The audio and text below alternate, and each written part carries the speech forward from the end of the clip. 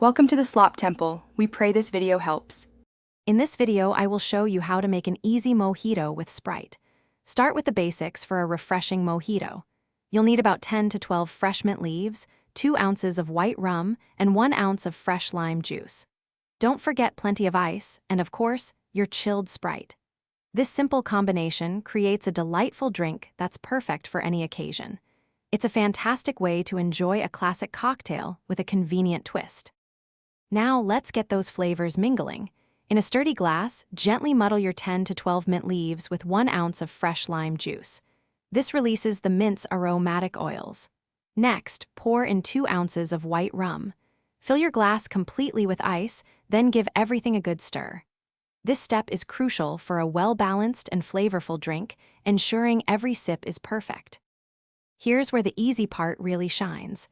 Once your mint, lime, rum, and ice are in the glass, it's time for the Sprite. Slowly top off your drink with chilled Sprite, filling the glass almost to the brim.